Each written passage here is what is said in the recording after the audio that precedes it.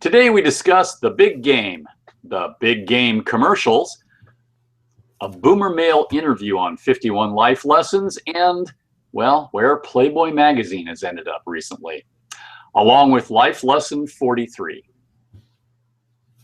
Welcome to Boomermale.com, a podcast for men 50 plus. Today's date is February 8th, 2015. Right now, you are here with yours truly, Mike Matthews, and it's Tom Herring. Mike, how are you doing today?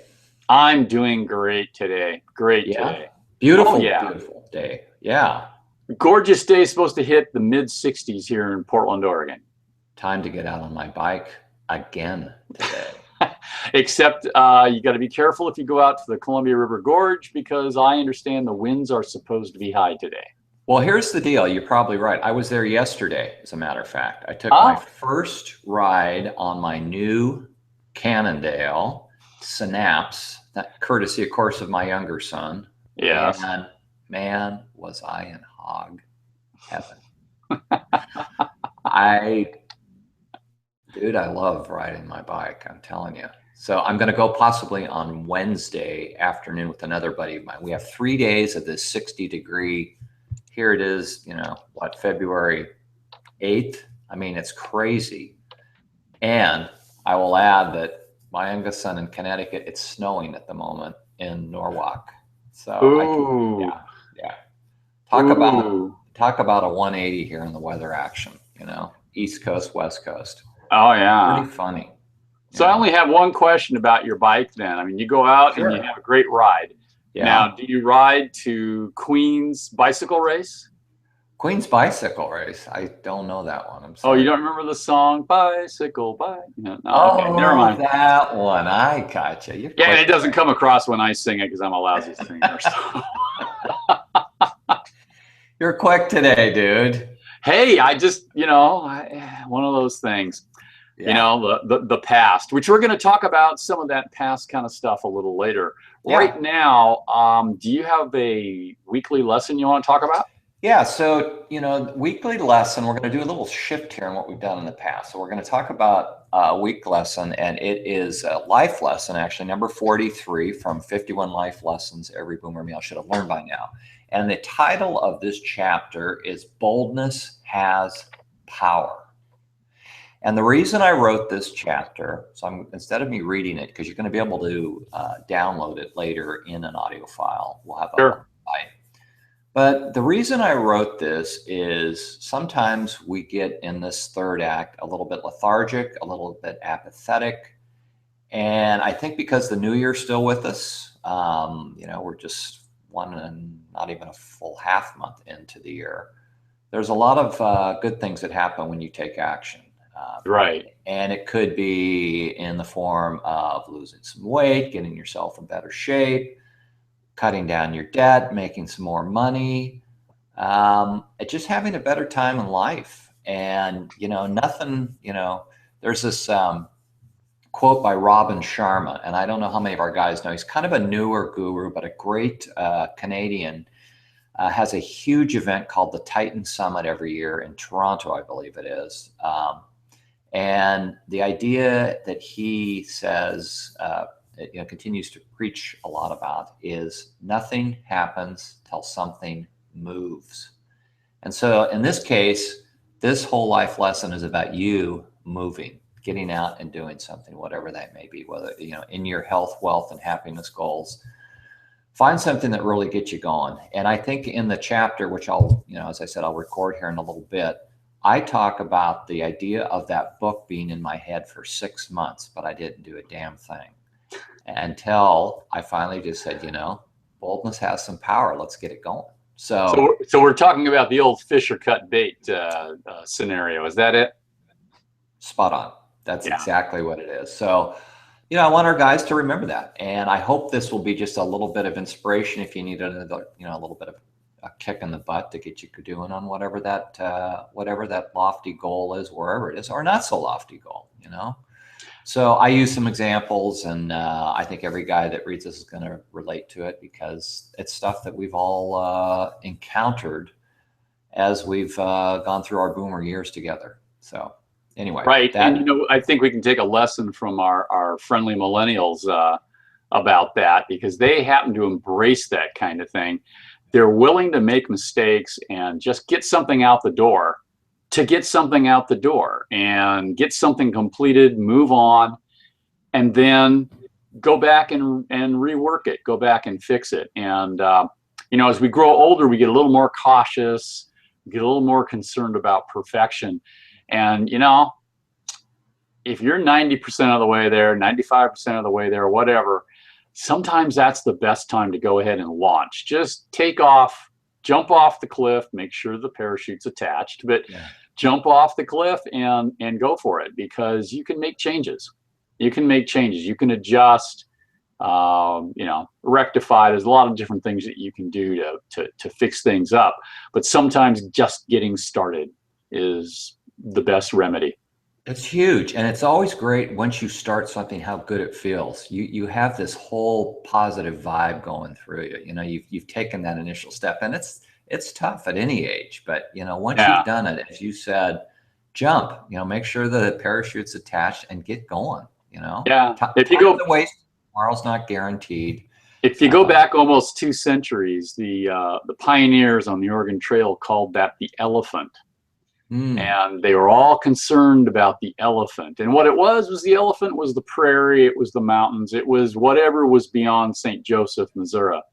But they had to take off, they had to go into the unknown and just give it a shot, you know? And so that's what they did.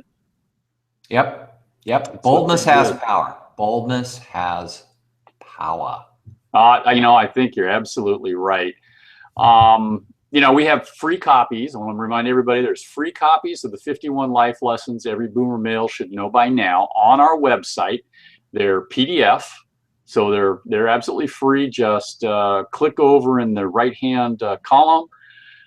You'll be taken to a page. Just put your email address in, and you'll receive a copy or receive a download at that point. It's 112 pages in PDF format. A Kindle edition can be purchased on Amazon for $9.51, or you can get a soft cover edition, real nice paper for those who like to hold paper. I know I still like to hold it, but I don't carry it along with me very often. I'm actually into the Kindle these days. Hey, you know what? Let me just tell you something really funny. Go ahead. An anecdote right on that, what you just said. I read over the weekend, and again, I don't remember the source, but that millennials, our sons, your daughter, they prefer paper to the iPhone or an iPad or a Kindle. I'm absolutely shocked by that statistic. So we'll talk about that more. But you know, that's our generation basically, because we grew up going to the library and hauling books home. You know. Oh yeah, absolutely. I mean, my son still lives with us. He's working on some advanced degree stuff. Anyway, he gets his textbooks here from, they're renting the textbooks now. They don't even buy them anymore, but they rent them. But yeah, paper, he's got them on paper. He's also got them electronically. He prefers the paper. Wow. And I think it's something about the ability to flip back and forth, which you know, in a textbook situation, that's really necessary. Yep. So yeah, a lot of people still love paper, and I do too. It's just the requirement of carrying it all the time. That's the issue there. Yep. So yeah, if anybody's interested, like I said, go to our website, Boomermale.com, sign up on there and receive a free copy of the 51 Life Lessons book that Tom just read a lesson from. Now, our stories for the week, you know, they have something to do with boldness has power as well. And the first one is the big game. The big game, otherwise known as the Super Bowl, which we're all not allowed to use because, of course, that's copyrighted. Nobody can use that term. It's kind of like F1 racing. You know, you get fined every time you mention that, unless you purchased $1 million right to use that for a specific period of time. But the Super Bowl, the big game, the Broncos won over the Panthers. I hope that wasn't a spoiler for everybody. I'm sure by now you've either watched the game or you've heard what the results were. So what do you think about that, Tom? Well, it was an interesting game, and I'll tell you, we didn't. We're doing this on a Monday, and normally we do our shows on a Friday. I would have Right. told everybody that my pick to win that game would have been the Panthers. I thought it would be a close game, however, and the spread had the Panthers being 5-point favorites. I'm shocked by the outcome, but I thought it was an exciting game for everybody. It had a great plot line, the 39-year-old QB versus the 26-year-old up and comer star, great quarterback. Oh yeah. And I think the one line, Mike, that I'm going to tell you, and this is how I would sum it up, and it's a quote, and I don't know the attribution because I did some research before we went on the air here, but the quote I love is this: offense wins games, defense wins championships. And I thought that was pretty apropos. I mean, the Broncos defense got 4 fumbles. They claimed 3 of those, Yep. They had an interception by our former U of O Duck, TJ Ward. Yep. And that's really what it came down to, is the turnovers created by the defense. Broncos defense kind of was, I think, that's the main story right there. And frankly, I thought it was a complete defensive a game. I mean, both sides, because, well, heck, there were 4 or 5 fumbles on the Broncos side as well. I mean, it was surprising how many fumbles and interceptions and turnovers there were in the game. I frankly, at the beginning, I was kind of rooting for the Panthers as well, because we have a few old Ducks on that team. We do. But at the very beginning of the game, it seemed like the Broncos couldn't get out of their own way. I mean, they had 3 personal fouls, I think, in the first quarter. Yeah. Maybe it was just the first half, but I think it was the first quarter. They had 3 personal fouls. Unbelievable. I mean, usually a team does things like that. They commit errors like that, and they're going to lose. There's no way they're going to win, and yet the Broncos carried it off. Yeah.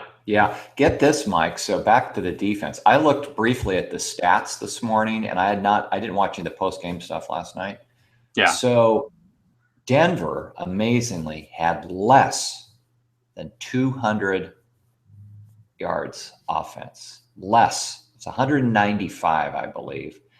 And the Panthers had, just a little bit less than 300 yards. So if that doesn't kind of underscore the defense, basically being the focus of the game, I don't know what does. I mean, these are very prolific scoring, teams. And well, actually, the Panthers, I think, were the top scoring team in the NFL. In the league. Yeah. Yeah. And the thing to look at is that, truthfully, I could be wrong. They might have made 1, but I don't think the Broncos made 1 touchdown through their offensive efforts, other than the fact that, they had it. But they got the ball on like the 10-yard line or the 5-yard line once or twice. They got the ball on a fumble into the end zone, and the defense scored that one. It was a defensive touchdown, literally. Their offense really wasn't a big factor. It really wasn't. I mean, they got them down there. They made a couple of field goals doing that, but their field goals were not from we can't make it into the end zone. We're at the 7-yard line. Let's kick. They were from a lot further out. It was just one of those weird games. It came off that way. It came off that way, and that's where you also notice the difference. The Broncos were able to make goals. They were able to score touchdowns, one way or the other, and the Panthers didn't. And that's where the difference was. The Panthers just didn't, and they relied on their offense to get them down there. Yeah. So, one of those things. It was a very, very interesting game. The other thing was Cam Newton. You could watch the difference between Cam Newton and Peyton Manning, and look at the pocket disintegration. the disintegration around Cam Newton was almost immediate every time. I mean, I don't know how the guy ever threw the ball, because the pocket was literally at his elbows by the time he got the ball up right after the snap. I mean, it just disintegrated around him every single time. Oh yeah, he was forced or knocked down or all those, various stats they show. Unbelievable. I mean, And he kept taking hit after hit. I mean, that guy, he's got to feel pretty rotten this morning. Even as big at 245 or 50 pounds, that guy just got punished. And you think about a smaller QB in there, a guy like Peyton Manning, for example. He took that many hits, he would have not finished the game. Yeah. Peyton Manning's not. I mean, Wendy was watching the game because she flew in and we drove home and we picked up the game about, I don't know, 7 or 8 minutes into it. Yeah. And she was mentioning that Peyton Manning's not that big a guy. I went, no, he's not that big a guy. He's tall. He's tall, but he's not heavy build. He's not a heavy build at all. Yeah. Which is kind of surprising when you look at him and you think, wow, he really isn't that heavily built. Yeah. Anyway, okay, so that was the game. But there was another game being played last night during the same period of time. And that game was the game of the Super Bowl commercials. Mm-hmm. I did a little research this morning, looked through some websites, did a little looking around, and I know that what the number one commercial was according to USA Today, but I don't know if anybody else on here knows yet. It was the Hyundai commercial, First Date. Mm-hmm. And that was with Kevin Hart and the Ride Along movie and all that going on. I don't get it. Now that's according to USA Today, but I also went to Market Watch. I also saw Yahoo Sports. That commercial came up pretty high, as did the other Hyundai commercial, Ryanville, which had Ryan Reynolds. A couple of girls scoping him out every time they turned their heads, which was kind of interesting. Mm-hmm. The important part about that commercial, though, was the automated braking system, which I did not pick up at all from that commercial. I mean, I understood there was an automated braking system, but I didn't pick it up. And I'm wondering how many other people actually did, because this is kind of the forerunner or the opening salvo, shall we say, in moving all of us to self-driving cars. So that the car kind of corrects our mistakes in some instances. Yeah. I just, nothing really overwhelmed. I wish I could say that I just loved, a single commercial. Probably the closest one that I got that I truly liked, and it didn't make the top 5, it was the commercial that Honda did for the Ridgeline with the sheep, the singing sheep. Sheep. And it was a Queen song, and it was kind of funny. And it made me smile. But I'm telling you, to be honest with you, I didn't see them all. Mm-hmm. So I had to go back and review them. So I didn't see them in context of the game. I was doing too much noshing and too much talking. And I poured myself another beer probably during one of those big commercial breaks, if not 2. So, I'm kind of underwhelmed, I guess, to be honest with you. But I'll tell you the one I really liked, and it came up number 1, or not number 1, but at the top of all of these, or near the top, I should say, of all of these. It was the Heinz commercial, Wiener Stampede, or hot dogs, or whatever you want to call that. I thought that was great with the dogs and the hamburger or hot dog buns around them and everything. The little wiener dogs running. I thought that was great. That was pretty funny. Some people were creeped out by that. No, I thought it was pretty funny. And as a guy that grew up around dachshunds, my parents, I think, ended up having 6 in their lives. There were like 6 dachshunds. 6? Oh yeah, a lot. I recall your parents having dachshunds. Oh yeah, they had great names like Herman and Max and Elliot and Zig. Your dad had a good sense of humor. He had a wonderful sense of humor. But it was at least it got your attention, on that spot. Yeah. And I do remember, the advertiser as a result of that for whatever reason. So right. Yeah. Now there was one commercial on there that I think speaks to baby boomers specifically, and baby boomer males for sure, and that was the Audi Commander ad. and it was very much a, you know, kind of a rebirth theme. An older gentleman looking back. Is very Americana-ish, and all the reviews I read this morning had that listed in there as one of their top commercials, although not necessarily the top, which would also reflect the age of the audience and everything.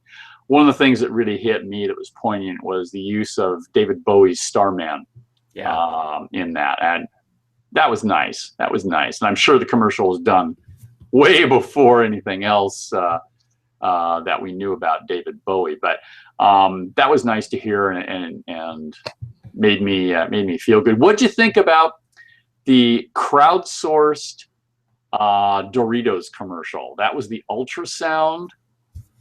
That was kind of that one. Yeah, I think I saw the end of that spot. So take me through it a little bit. Just give me the So woman having an ultrasound done.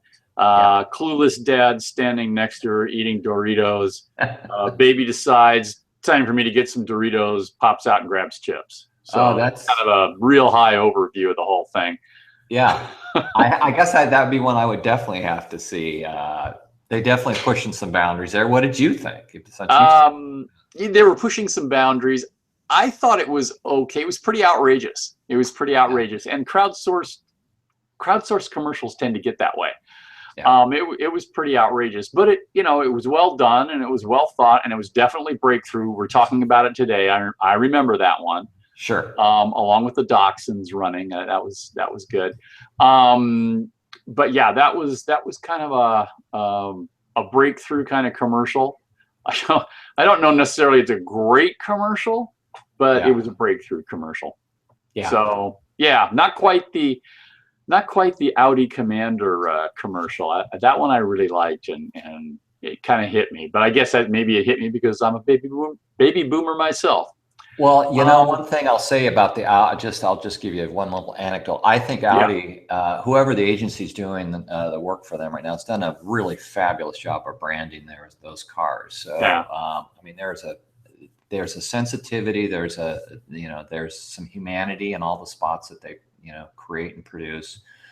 So it doesn't surprise me that both you and I think if any of the spots we saw yesterday, and you saw more of them than I did, that we kind of are attracted to that for those obvious reasons you stated earlier.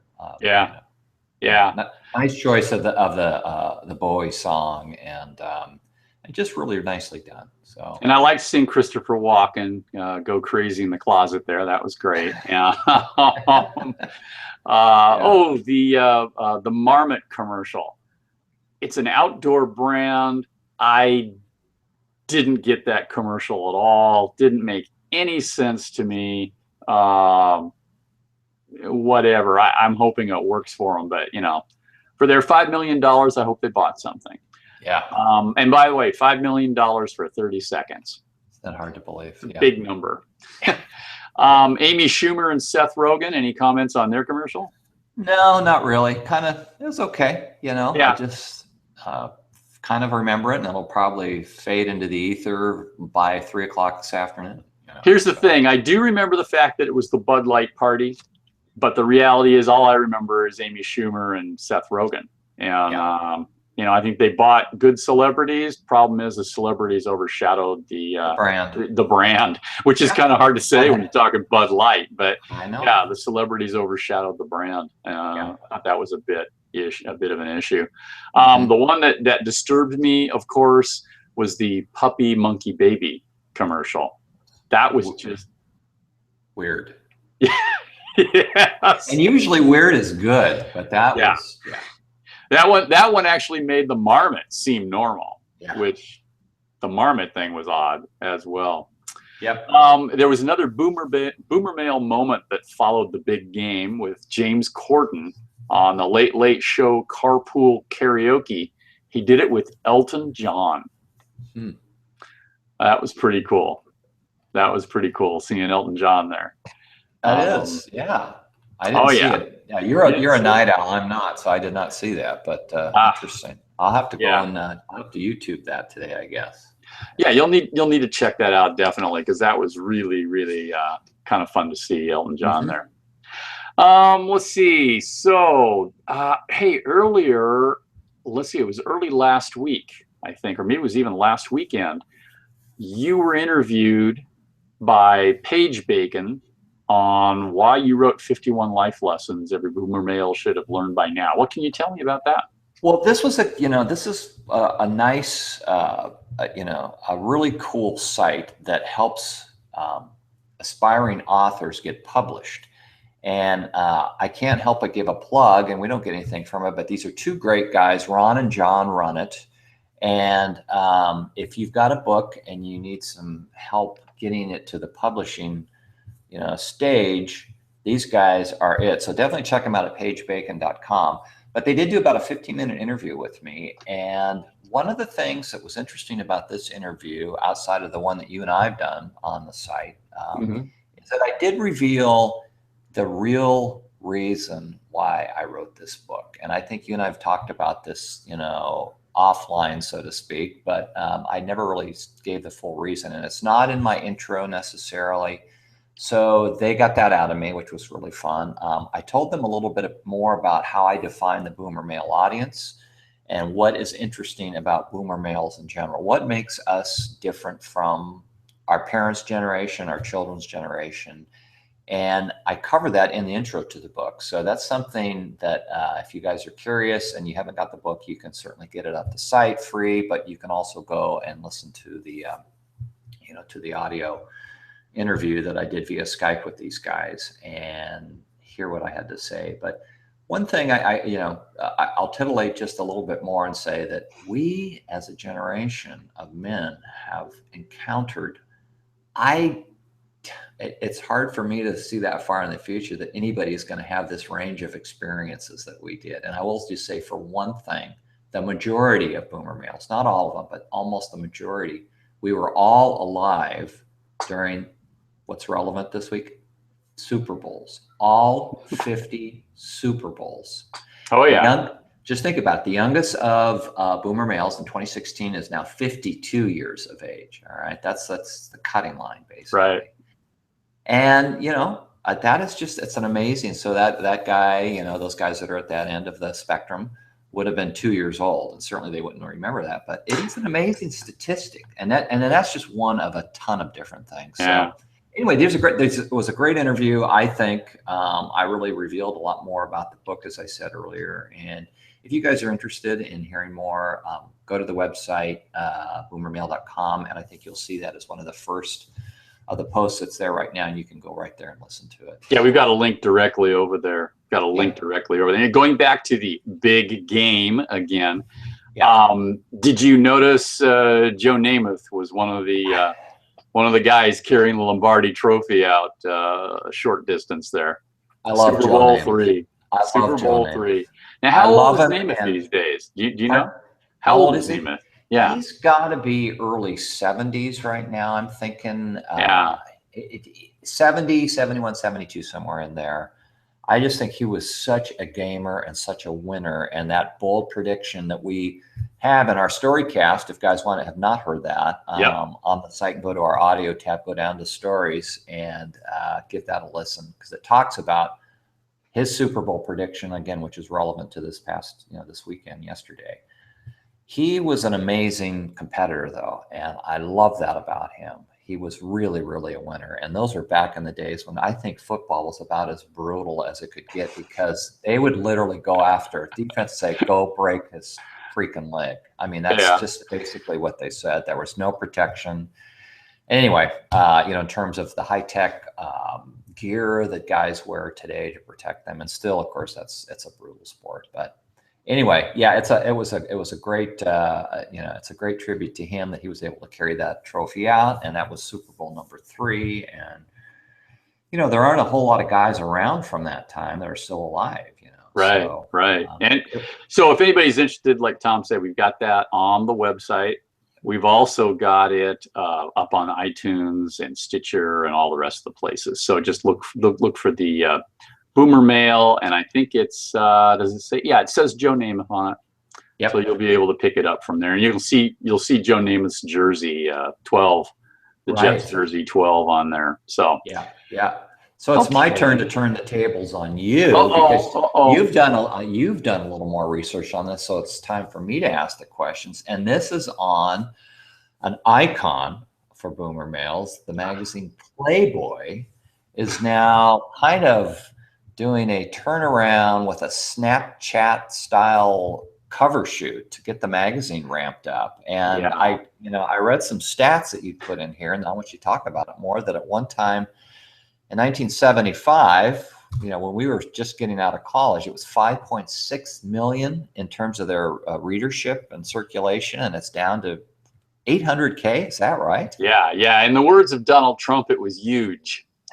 Their circulation was 5.6 million. Now you have to remember that National Geographic was somewhere above 10 million in circulation. This was the height of the print magazine business. I mean, even though TV had come along, these magazines had huge circulations. But Playboy had 5.6 million, and it had naked girls on the cover and on the inside. Yeah, you know that I only read the magazine in those days for the articles. You knew that, right? I just want to be clear about that. I knew that, and I'll cover your butt on that, Tom. Sure you did. Not a problem. For all those folks who were sneaking peeks in the basement, sneaking dad's Playboys out from under the counter of the workbench, out in the garage, whatever it was. Yeah, that's now if you're going to be sneaking the copies of Playboy, it's definitely going to be for the articles, because there are no more nude girls, no topless gals on the cover, no more nudes on the inside. That's gone, and replacing it on the March 2016 cover, which comes out, I think it's next week, comes out on the 12th. Okay. So that's actually, that's Friday, isn't it? That's Friday, correct. That's Friday, the 12th. So it comes out this week on Friday. It's on Lincoln's birthday. Yeah. Okay. Oh, Lincoln's birthday. Well, good reason for that. Sure. But it comes out on the 12th, and it'll hit the newsstands. And on the cover is a selfie of a girl with clothes on. Actually, she's wearing lingerie, but it's a selfie, which is the style nowadays. And what they're trying to do with Playboy is appeal to a younger audience. Now, Christy Hefner has been running the magazine for years, and I'm talking like, I don't know, 10, 15 years now, I think. I didn't really look it up, but it's been a really long time. And so Playboy has made some adjustments and changes according to, her aesthetic and what she's been thinking about. But it certainly hadn't lost its original 1953, 54? Yes. Yeah, right 53. In that early 50s. Yeah, 53 with Marilyn Monroe on the first cover. It hadn't lost that kind of idea, and kind of poked fun at itself and at the readers, and at the same time showed us naked girls. And that is gone. That's absolutely gone. Now, here's what you do get for that. You get a real cute gal on the cover. I don't know her name. It wasn't recognizable to me, but she's too young anyway. Yeah. And she takes a picture of herself in a selfie, and she claimed it was how her boyfriend would look at her in a Snapchat style pose. And everybody knows Snapchat. It's kind of the photo sexting application of the moment. And so she does that. The same thing they did on the Playboy website is they made a suitable for work website. Now you can log into Playboy Plus, which is additional dollars, and it's, they got all the naked girls and stuff you want to see in there. But the print issue is still $9.99. So they're betting on the fact that, just as you talked about earlier, Tom, that the millennials will want paper. Yeah.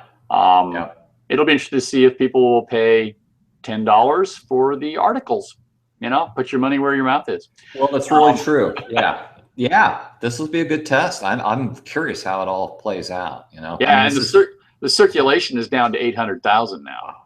From 5.6 million to 800,000. Wow. Yeah. It's a big drop. you know, 1/7 of what it used to be. Sure. Yeah. Sure. So it'll be interesting to see what else is going on. Yeah. Well, what else? Anything else you got to add on this right now, Mike? I don't have anything else right now. Do you have anything else? Something you want to bring up? I can't think of anything right now. I think we've kind of covered it, at least for what's been topical here. You know, I would again recommend if they haven't listened, our guys haven't listened to any of our audio stuff, to go to our audio tab, and particularly the Namath story is one of my favorites to this point in time, and you've heard all the reasons why. So, other than that, I don't think I have anything more to say this week, Mike. Okay, that sounds good. So for everybody out there, just want to say, you know, if you get a chance, drop by Boomermale.com. You can stay up to date with all the shows, the story casts, the interviews, and any other updates through the Boomermale.com email. If you go to the website, Boomermale.com, over into the right-hand channel, you'll see a sign-up button there. You can sign up. You can also get a free copy of 51 life lessons every Boomer Male should have learned by now by clicking on that button, and you'll get a downloaded PDF right there. Of course, $9.51 on Amazon for the Kindle version, $17.51 on the soft cover print version. And just want to thank you all for joining us. You can find us on whatever your favorite podcast source is: iTunes, Stitcher. We're launch partners with Google Music Podcasts, which are just starting to come online in beta. So some of you may have access to that. But check our website if you need details on where you can find us. You can also get us on Facebook at Boomermale, all one word, and Twitter at Boomermale. Tell us if you want to see us on any of their social media. Lastly, Tom, we have 3 maxims. 3 maxims, guys. And from all of us here at Boomermale, Mike and I, we really want you to be well, do well, live well. And until next time, happy trails. Okay, and so this edition is going to be Hail Broncos. Hail Broncos. Hail Broncos. Yeah. Yeah. Well, they'll be happy. Yes. Yeah. I'm going to cut the broadcast, okay? You're all good, dude. All right. No other secrets you want to let out before I do that? No more. I don't want any.